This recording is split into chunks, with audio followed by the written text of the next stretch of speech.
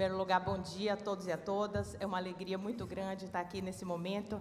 Em nome da Suzano, agradeço ao Grupo LIDE o convite, no nome do presidente João Dória. É uma honra para nós participar do Brasil Conference. No nome do presidente Temer, eu cumprimento tantas e todas as autoridades aqui presentes, meus colegas de painel também, senador Rodrigo Pacheco, governadores Mauro Mendes e Riedel. É uma alegria muito grande estar aqui com vocês, senador Weverton, embaixador. É um prazer dividir esse painel com a ministra também, Isabela Teixeira, no nome de quem eu cumprimento as mulheres também aqui presentes hoje. Antes de adentrarmos no tema propriamente do nosso painel, me permitam apresentar rapidamente a Suzano. Nós somos uma multinacional brasileira, esse ano nós completamos 100 anos, temos fábricas espalhadas nos diversos estados do país, Bahia, Maranhão, Pará, Ceará, Espírito Santo, Mato Grosso do Sul, São Paulo, inclusive, governador Riedel, aproveito a oportunidade para agradecer o seu apoio e parceria na implementação do nosso mais novo projeto, a maior fábrica de celulose em linha única do mundo, no Mato Grosso do Sul, um investimento de mais de 20 bilhões de reais, o que nos dá um orgulho muito grande. Sem a parceria com o governo do estado do Mato Grosso do Sul, a viabilização desse projeto certamente não teria sido possível. Muito obrigada, e fica aqui o reconhecimento público e o agradecimento da Suzano pelo apoio de toda a sua equipe. Além dessas 14 fábricas espalhadas no Brasil, nós compramos recentemente mais 2 fábricas nos Estados Unidos. Iniciamos, portanto, o nosso processo de internacionalização das nossas operações.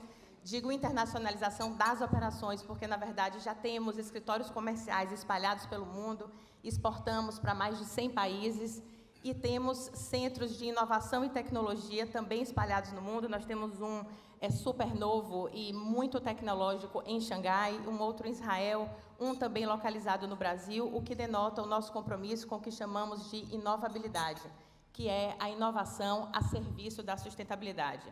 Voltando para o território nacional, nós ocupamos mais de 2,5 milhões de hectares de área do território brasileiro, sendo quase que a metade destinada à conservação e a outra metade para áreas de efetivo plantio, o que comprova também o nosso compromisso com a sustentabilidade.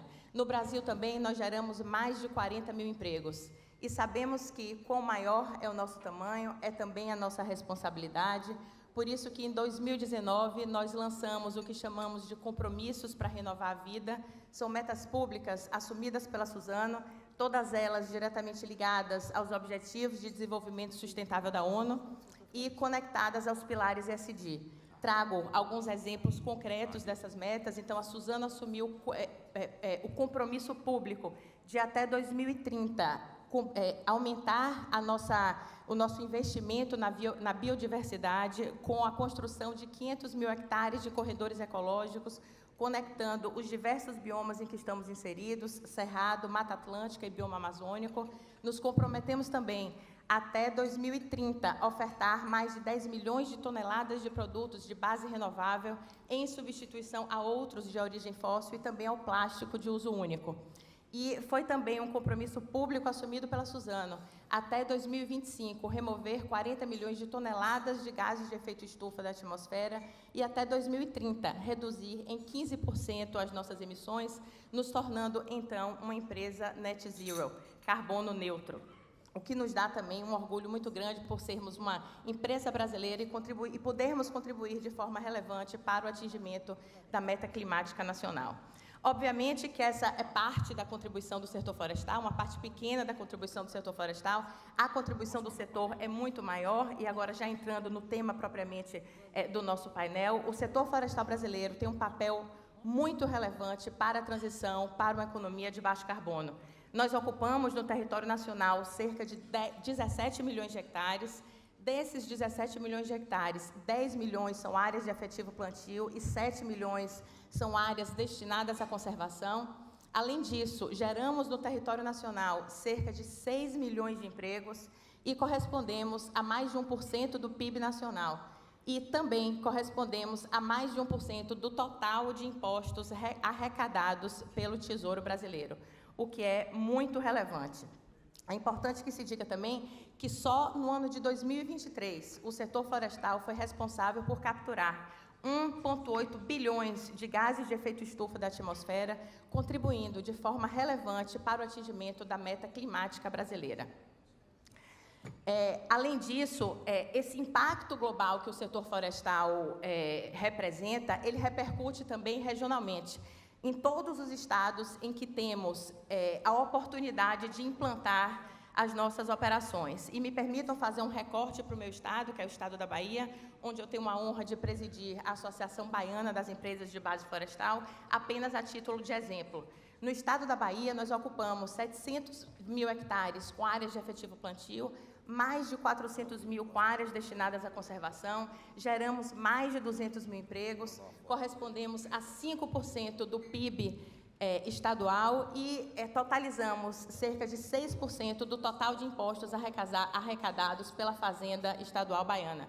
Então, vocês podem imaginar o que significa a implantação da indústria florestal em um estado como o estado da Bahia, e isso se repete, senador Weverton, por exemplo, também no estado do Maranhão.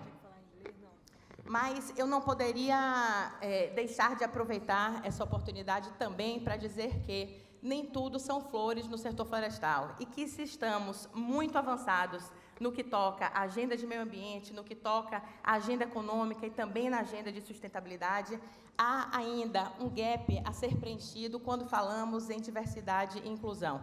O setor florestal ainda é um setor eminentemente masculino. Apenas 18% dos colaboradores do setor florestal são mulheres.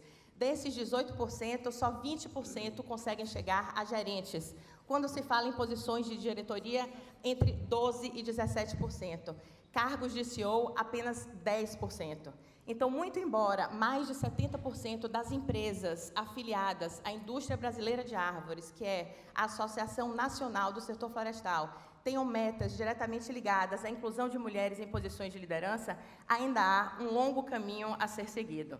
Então, eu não poderia deixar de aproveitar a oportunidade em que temos aqui tantos homens que brilhantemente ocupam espaços de poder para conclamar cada um de vocês para que assumam a responsabilidade de impulsionar mulheres em posições de liderança.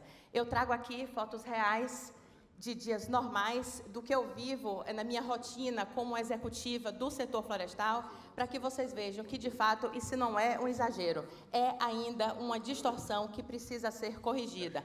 Obviamente, eu não quero com isso incitar nenhum tipo de polarização, pelo contrário, a minha proposta aqui é de união de forças, de modo que os homens que hoje ocupam esses espaços de poder e o fazem com muito brilhantismo e muita competência, contribuam para que no futuro as nossas filhas, e a minha inclusive está ali, não tenham de passar pelo que eu passo no meu dia a dia, e que a gente tenha, inclusive, nos encontros do LEAD, muito mais mulheres participando na nossa plateia, a gente tenha plateias mais diversas, mais interessantes, e que possam trazer soluções inovadoras e criativas para os grandes problemas da nossa sociedade.